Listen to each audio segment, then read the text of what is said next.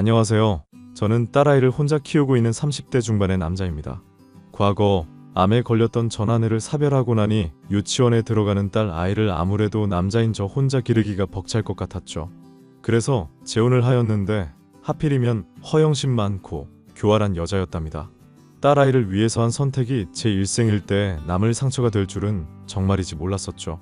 잘못된 선택으로 인해서 스스로 제 인생을 꼬았던 일과 그것을 어느 정도 바로 돌려놓기까지의 사연에 대해 얘기를 해보려 해요. 영철 씨, 이제 그만 제 마음 받아주시지 그래요? 애 혼자 키우는 거 절대 쉽지 않은 일이잖아요. 저는 현모양처가 꿈이었고 영철 씨랑 같이 살면 오랫동안 행복하게 잘 지낼 수 있을 것 같아요. 저 정말 어린애 돌보는 것도 좋아한다니까요. 아무리 그래도 애 때문에 결혼을 하는 건 아닌 것 같아서요. 저 이미 결혼 다녀오기도 했고 요령도 없고 고지식한 사람이랑 같이 살면 별로 재미도 없을 겁니다. 영철 씨도 맞선 저랑 한 거부터 애프터 신청한 것까지 관심이 있어서 그런 거였잖아요. 딸 생각해서라도 엄마가 필요할 것 같은데요. 저 살림도 잘할 자신 있고 같이 살게 되면 정말로 영철 씨한테 더 마음에 드는 사람 될 수 있어요. 저 아무한테나 이런 이야기 안 해요. 대화도 잘 통하고 같이 있으면 웃을 일 많아서 그런 거예요. 솔직히 말씀드리자면 저번에 했던 얘기가 아직도 걸리네요. 술 마시고서 분위기 좋았다고 생각했었는데 혜연 씨가 저한테 전 남친 아직도 못 잊겠다고 하셨잖아요. 술에 취해서 한 얘기를 아직도 마음에 담아두고 계시는 거예요? 영철 씨 보기랑은 다르게 사람이 마음이 좁으시다. 저는 이미 다 잊었고 걔랑은 연락도 안 하고 지내요. 아님, 내가 나이가 많아서 걸리는 건가요? 고작해야 영철 씨보다 3살밖에 안 많은데 그 정도는 충분히 극복할 수 있잖아요. 나이가 걸리는 거면 솔직하게 그렇다고 말씀해 주세요. 혜연 씨는 저한테 과분한 사람이에요. 요령 부족하고 심심한 사람인 저라도 괜찮다면 같이 사는 것도 괜찮겠네요. 그게 프로포즈예요? 영철 씨 역시 재미있는 사람이라니까. 내가 앞으로 잘할게요. 맞선에서 만나서 저와 결혼까지 하게 된 새 아내는 기본적으로 아이도 좋아하고 살림도 열심히 하겠다고 하면서 저를 내조하려는 사람이었습니다. 다니던 회사에서는 일이 힘들다면서 바로 퇴사한 데다 경제적인 사정 역시도 그렇게 넉넉하지 않았지만 저는 만족할 수 있었답니다. 서로가 부족한 점을 채워나가면서 행복한 가정을 꾸려 나갈 수 있겠다는 확신 때문이었는데요. 그런데 아내는 신혼여행을 다녀오고서부터 저에게 점점 이상한 소리를 하기 시작했습니다. 여보, 내가 조심스럽게 얘기 꺼내고 싶은 게 있는데 이상하게 생각하지 말고 무조건 들어준다고 약속할 수 있겠어? 무슨 얘긴지도 모르고 내가 어떻게 들어주겠다고 약속을 하겠어? 뭔데 그래, 일단 얘기나 해봐. 아니, 이럴 때는 로맨틱하게 무조건 들어준다고 약속을 해야지. 당신 신혼여행 때부터 느꼈지만 참 요령 없는 사람이다. 내가 또 당신이 불가능한 거 시킬까 봐서 그래? 아파트 명의 신혼여행 다녀오고 나서 선물인 셈치고 당신 걸로 바꿔달라며 무리한 요구도 아무렇지 않게 잘만 하더만. 엄마랑 아빠가 그렇게 말하더라. 원래 남편 기선제을 잘해야 된다고. 나도 당신이랑 싸우고 싶지도 않았고 돈 문제로 다투고 싶은 마음도 없어. 그냥 주변에서 시키는 대로 한 것뿐이라니까? 어쨌거나 얘기부터 해봐. 내가 무슨 얘기인지 드러나보고 부탁 들어줄지 말지 생각해보게. 당신이랑 나랑 같이 부부 관계할 때 때리면서 욕 좀 해줄 수 있어?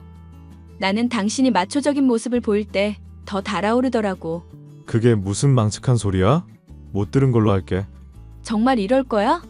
내가 당신한테 뭐 무리한 부탁하는 거 아니잖아. 단지 부부 사이에서 애도 갖고 싶고 더 애정 가득한 관계를 유지하고 싶어서 창피 무릅쓰고 이렇게 말하는 건데 내가 이렇게 노력하면 당신도 노력을 해줘야 될 거 아니야. 그 노력이라는 거를 왜 당신이 기준을 정해? 나는 회사 다니면서 당신이 쓰는 돈 벌어다 주고 있잖아. 나 혼자 일하면서 당신 원하는 것들 들어주고 필요하다 싶은 것들 다 사다 주고 있는데 내가 노력을 안 한다고? 그런 물질적인 것들 말고 우리 사이에서 기본적인 노력을 하라는 얘기잖아. 내가 다이어트를 하라고 해, 식단 조절을 하라고 해? 그냥 당신이 나한테 대하는 말이며 행동만 조금 바꿔달라는 것 뿐이잖아. 같이 잘 때만이라도 한정해서 말이야. 남편이면 그 정도는 해야 되는 거 아니야? 내가 당신 남편이기 이전에 나라 아빠이기도 해. 아무리 당신이 원한다고 해도 욕을 한다던가 때린다던가 하는 것들은 들어줄 수가 없어. 들어주고 싶은 마음도 없고 망측한 얘기도 정도껏 하라고. 나 사랑한다며? 사랑하면 내 부탁 정도는 들어줄 수 있는 거잖아. 애 정서에 안 좋을 것 같아서 그래. 나는 부끄럽지 않은 아빠가 되고 싶으니까 적당히 하자. 부부관계 거절하는 것도 이혼 사유인 건 알고 있어? 당신이 이러는 거 정말 심각한 문제라고. 내가 관계를 거절하는 게 아니라 당신이 이상한 요구를 하니까 그걸 거절하겠다는 거잖아. 그거 외에는 내가 어지간한 거는 들어주려고 노력할 테니까 편하게 말해봐. 됐어.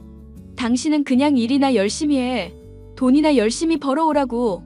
사실 결혼을 하기 전부터 아내는 그런 기색을 보였었지만 정말이지 흥청망청 돈을 쓰는 사람이었습니다. 하루 종일 SNS를 하면서 다른 사람들과 자신의 삶을 비교하는 것도 모자라서 비싼 화장품이며 명품이며 돈을 정말이지 물 쓰듯 해냈죠. 그래도 아이의 엄마이고 또 제가 사랑하는 아내라고 생각하면서 참으려고 했습니다. 그런데 아내는 그런 저의 헌신에도 불구하고 저를 속이고 기만하는 듯한 행동을 보였습니다. 저는 그런 아내를 의심할 만한 정황들이 제법 생기게 되자 추궁을 시작했는데요. 당신 핸드폰 나한테 줘봐. 핸드폰을 달라니? 그게 갑자기 무슨 소리야? 내가 당신 밥 먹으면서도 누구랑 메신저로 대화 주고받는 거 다 보고 있었어. 누구랑 얘기하길래 그렇게 신나서 얼굴에 웃음꽃이 활짝이야. 나랑 얘기할 때는 매일 같이 죽상이던 사람이 말이야. 그냥 친구랑 얘기하니까 재밌어서 그런 거지. 내가 당신한테 이런 것까지 공개할 이유가 있을까? 당신은 남편으로서의 의무도 다하지 않는 사람인데 말이야. 내가 남편으로서 의무를 다하지 않았다는 게 무슨 말일까? 당신한테 내가 돈 벌어오라고 하기나 해? 아니면 집안일 똑바로 하라고 쪽이라도 해? 당신 하고 싶은 대로 살도록 열심히 일하고 있는 사람한테 남편으로서의 의무를 다하지 않았다고? 그래, 나한테는 한참 부족해. 심지어 설거지도 당신 손에 습진이 있다고 해서 내가 도맡아 하고 요리도 자신 없다고 해서 내가 다 거의 담당하고 있잖아. 당신이 하는 건 대체 뭔데? 내가 말하는 건 정신적인 차원의 의무고 노력이야. 당신은 나라는 사람을 정말로 사랑하기나 해? 내가 하는 거는 다 고깝게 듣고 안 좋게 보는 사람이잖아. 나는 그런 얘기로 당신이랑 다투고 싶지 않고 단지 당신이 나한테 뭔가 숨기는 것 같아서 핸드폰 요구하는 것뿐이야. 화제 전환하려고 말 돌리지 말고 나한테 핸드폰이나 가져와. 게다가 생각해보면 수상한 게 한둘이 아니야. 우리 집에서 이상한 신음소리 들린다고 민원 들어왔었던 적 있는데 그거 암만 생각해도 당신인 것 같거든? 당신 이럴 때마다 정말로 사람 질리는 거 알지? 의처증도 병이야. 이거 다 이혼 사유라고. 돈만 많이 갖고 있다고 세상 만사가 다 통용되는 게 아니야. 아니라고. 저와 결혼한 아내는 무슨 생각인지 모르겠으나 어느 날부터는 저에게 말도 하지 않으려고 하고 집안일도 제대로 하지 않으면서 탱자탱자 놀기만 했습니다. 그 모습에 분통이 터졌지만 그래도 언젠가는 마음을 고쳐먹고 사람이 달라질 거라고 믿으며 열심히 일만 하던 자였죠. 그런데 유치원에 다니기 시작한 딸이 문득 이상한 이야기를 하더군요. 아빠, 아기는 어떻게 해야 생기는 거야? 유치원에서 아빠랑 엄마가 내 동생 만들어줄 수 있대. 서로 사랑하는 사람이 같이 붙어 있다다 보면 황새가 새소리 같은 거 내면서 엄마한테 씨앗을 물어다 주거든. 그러면 아기가 생겨. 에이, 황새가 어떻게 애기 씨앗을 물어다 줘? 창문으로 못 들어오잖아. 원래 사랑의 힘은 뭐든지 가능하게 하는 거야. 아빠랑 엄마랑 맨날 같이 붙어 자잖아. 그럼 나 동생 생겨? 황새가 씨앗 물어주는데 동생은 아직이라고 그러네. 그러니까 우리나라 공부 열심히 하고 일찍 자야지. 공부 열심히 하고 많이 배워야 황새가 동생 만들어준댔어. 근데 황새는 엄마랑 놀러 오는 아저씨도 아기 만들어주는 거야? 놀러오는 아저씨? 응, 자주 놀러 오는 아저씨 있는데 엄마랑 같이 안방에서 자거든. 꼭 아빠 아니어도 동생 생길 수 있는 거면 좋겠다.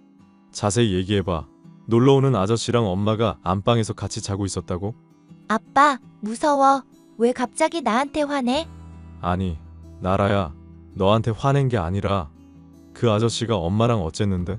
과자 줄 테니까 아빠한테 다 얘기해봐. 엄마한테 비밀로 하기로 했는데. 괜찮아. 엄마랑 나랑은 부부잖아. 부부 사이에는 원래 비밀이 없는 거야. 아내의 불륜을 상상하게 만드는 듯한 딸 아이의 말에 저는 자세한 이야기를 물어보았는데요.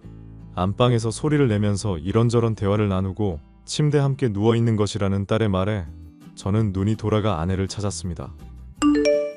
나라한테 내가 이야기 다 들었어.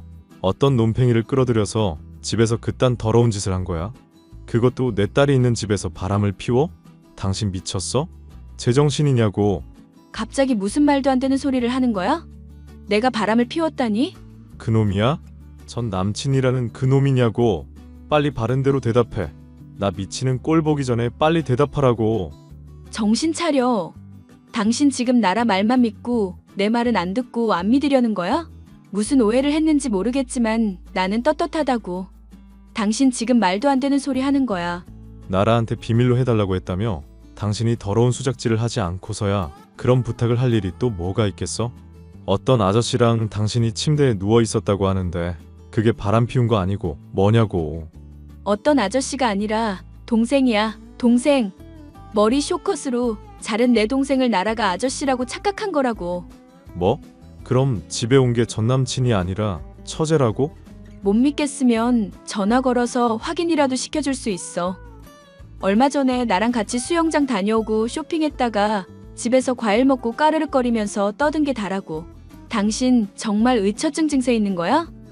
어떻게 유치원 다니는 딸의 말만 믿고 내 말은 안 들을 수가 있어? 그럼 비밀로 해달라는 건 대체 뭐였는데? 당신이 나한테 숨길 게 뭐가 있길래 나라가 그런 소리를 하냐고. 비밀로 해달라고 했던 건 당신이 친정 식구들 찾아오는 거 싫어해서 그런 거야. 뭐? 내가 친정 식구 찾아오는 거 싫어한다고? 그래. 솔직히 동생이 찾아올 때 당신이 눈치 주고 싫어함 팍팍 냈었잖아. 그래서 당신 없었을 때만 노려서 찾아온 건데 그걸 당신이 멋대로 오해하고 지금 핍박하는 거고. 당신이 지금 하는 얘기 전혀 못 믿겠어. 핸드폰이나 내놔봐. 그래. 그래야만 확인이 된다면 얼마든지 확인해. 저는 화가 나서 아내의 핸드폰을 확인했고 결과적으로는 민망해졌습니다. 왜냐하면 아내의 핸드폰에는 증거라고 할 수 있을 만한 그 어떤 것도 나오지 않았기 때문이었는데요. 이제야 만족해? 당신이 이렇게까지 의처증 증세 심한 사람인 줄 알았으면 나는 결혼도 애초에 안 했을 거야. 당신이 이렇게 나오니까 난 너무 화가 나고 실망스럽다. 미안. 내가 할 말이 없다. 미안하다고 말하면 다야? 사람 죽여놓고 미안하다고 하면 해결되는 거냐고. 앞으로 내가 더 주의하고 당신 의심하지 않는 사람 되도록 노력할게. 내가 잠깐 뭐에 씌였었나 봐. 그런 식으로 책임 회피하는 화법 구사하지 마. 이건 어디까지나 당신이 저지른 잘못이고 나라는 사람을 나쁘게 보기 때문에 생긴 일이라고. 확실하게 하자. 알겠어? 미안하다. 정말로. 당신이 고지식하고 재미없는 사람인 줄 알았지만 이번 건 정말 역대급이었어.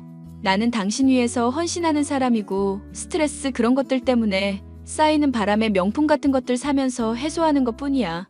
그런데 당신은 그런 것도 몰라주고 이때까지 돈 번다는 이유로 나 핍박하고 나만 써대는 사람인 것처럼 몰아서 죄인 만들었잖아. 안 그래? 당신이 돈 많이 쓴 건 맞잖아. 지금 그딴 소리가 입에서 튀어나와? 애꿎은 아내 불륜녀로 의심해놓고 그런 소리가 튀어나오냐고. 재미는 없어도 사람은 진국이라고 생각했었는데 이제 보니까 그것도 아니네. 당신은 그냥 스스로한테 자신감이 부족한 것뿐이야. 알아? 대답해. 아내는 완전히 기가 살아서 저를 몰아세워댔습니다. 아내를 의심했던 것이 미안했던 저는 하루 종일 그 문제를 신경 쓰다가 제대로 주의를 기울이지 못했고 결국 신호등이 없던 길을 건너던 중 오토바이에 치는 사고까지 발생하고 말았죠. 깁스를 하고 눕게 된 터라 아내는 저를 간병해야만 했었는데요. 다친 것 때문에 회사에서 장기 휴가를 받아서 집에서 근무를 하는 동안 아내의 보조를 받으며 지내는데 아내는 그것을 못 견딜 정도로 힘들어했습니다. 당신 다리는 대체 언제쯤 나아? 남들은 깁스도 했겠다. 목발까지 짚어가면서 회사 출근하는 사람들도 많던데 당신도 그렇게 하면 안 돼? 뼈가 완전히 박살난 거라 제대로 정형해야 한다고 했어. 내가 집에 있는 게 불편한가 봐? 집에 있는 게 불편하다기보다는 당신이 집에 있으니까 매력이 없게 느껴져서 그렇지.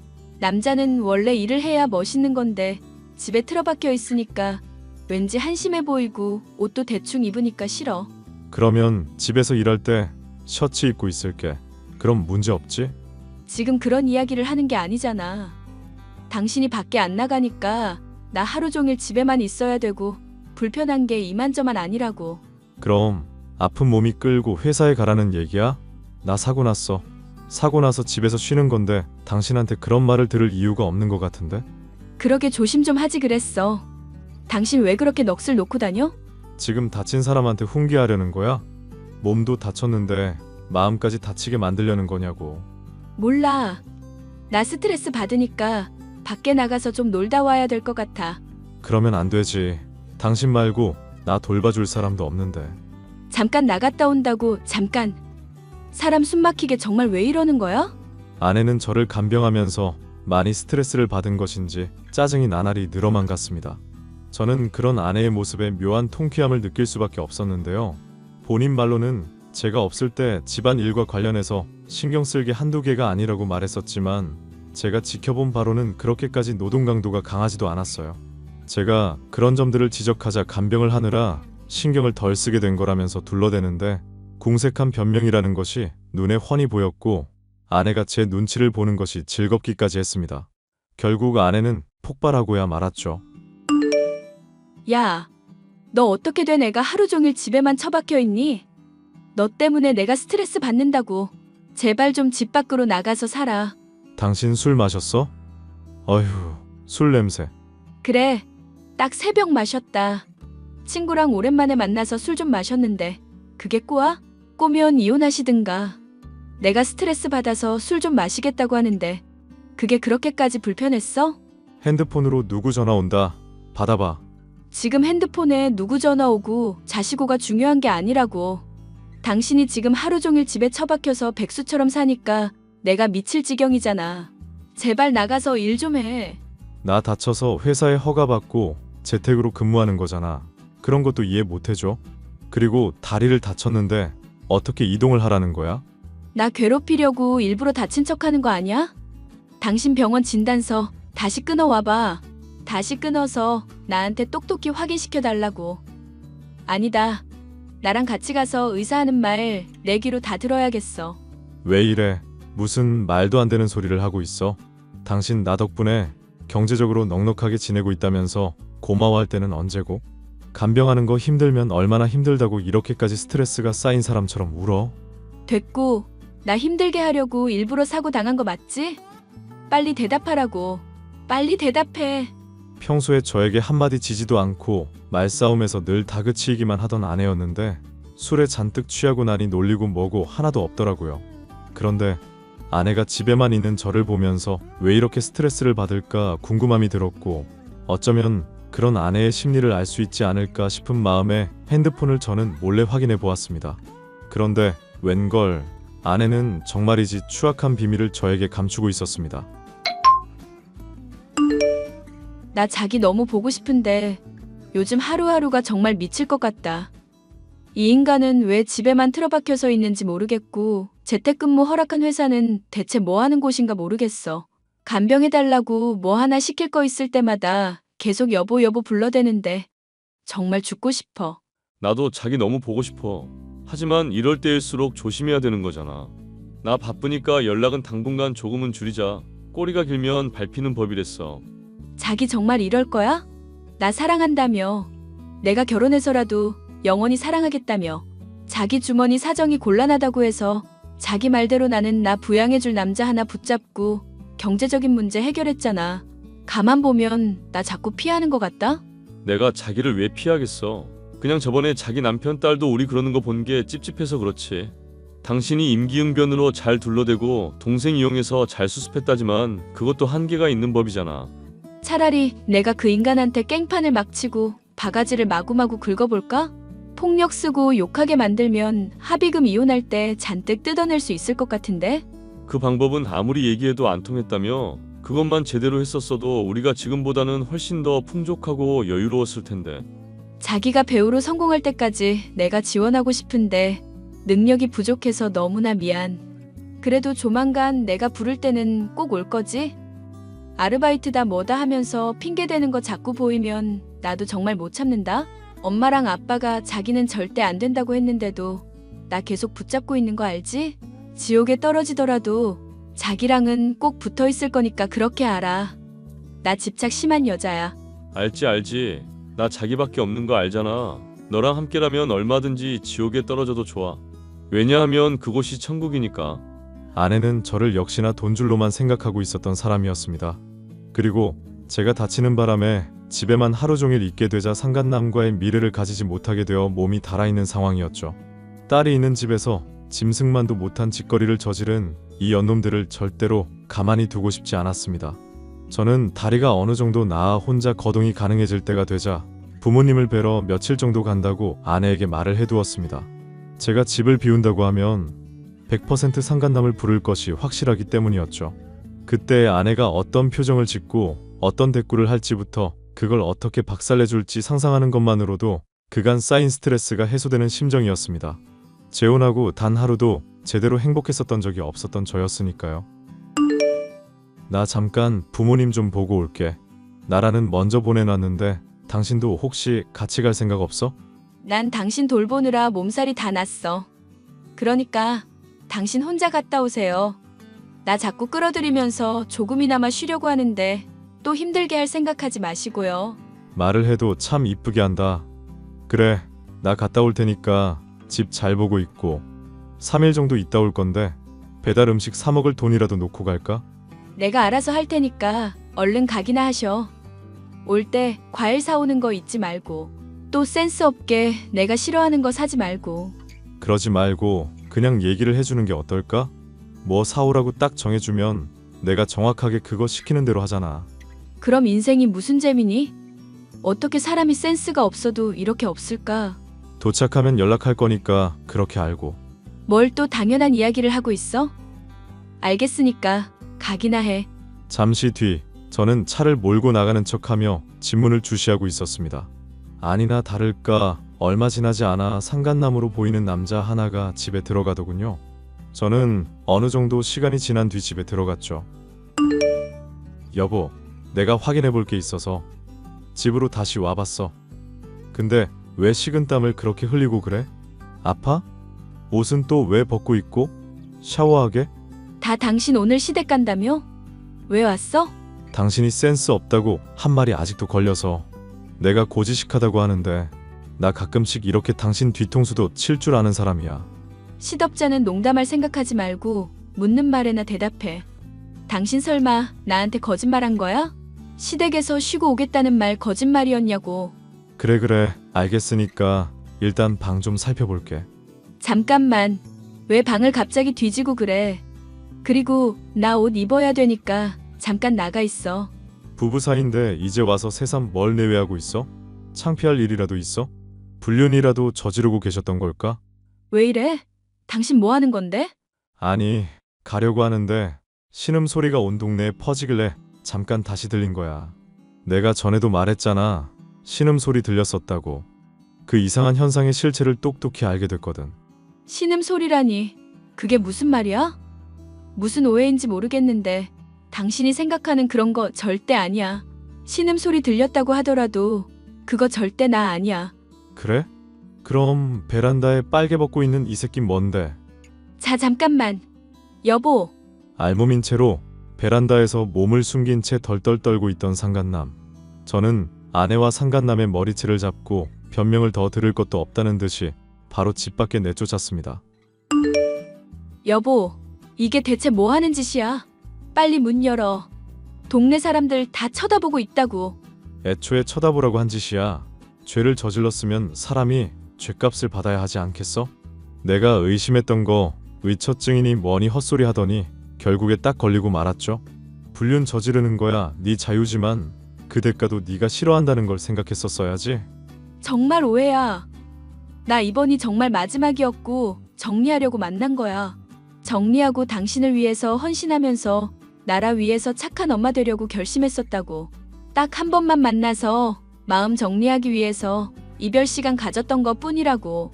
그래, 이혼하고 나면 이별 시간을 가지던 이별 여행을 하던 너희들끼리 알아서 하세요. 나는 관심 없으니까요. 그동안 내 돈 가지고 펑펑 쓰면서 안락한 생활 즐길 때는 좋았지? 근데 이걸 알아둬야 돼. 멍청한 여자야.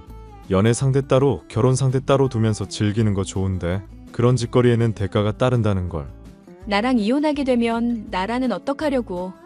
아니, 일단 나 좀 들어가서 얘기하자. 옷이라도 하나 던져주든지 해야지. 우리 딸한테 너 같은 여자는 엄마로 필요 없어. 차라리 너 같은 건 없는 게 낫지. 애 앞에서 불륜 저지른 짐승 같은 년놈들을 내가 왜 용서해야 하는데? 여보, 제발. 나 진짜 창피해서 그래. 나 죽는 꼴 볼 거야? 문 빨리 열라고. 좀. 결국 아내는 상간남이 몰고 온 차까지 알몸으로 도주를 하여 아파트를 벗어났습니다. 동네방네 소문이 다 나게 되었고 저는 이혼까지 하게 된 상황이 되었는데요. 아내는 그런 저를 놓고 고소를 하겠다며 헛소리를 해대고 있지만 그래봤자 본인에게 귀책이 더욱 큰 상황이었고 저로서는 정신적 충격을 받았다고 할 만한 많은 증거들을 장만해 뒀기 때문에 전혀 문제될 것이 없었죠. 결국 아내는 본전 한 푼 못 건지고 변호사 선임료만 날린 채로 이혼을 당하게 되었고 집안에서도 쫓겨난 상황이라는 이야기를 들을 수 있었는데요. 아내에게 통쾌하게 복수를 했음에도 불구하고 저희 딸과 제가 겪은 이 사건으로 인한 후유증은 당분간은 지속될 것 같아요. 사연 들으셨던 분들이 위로와 격려 한마디씩 해주시면 감사하겠습니다.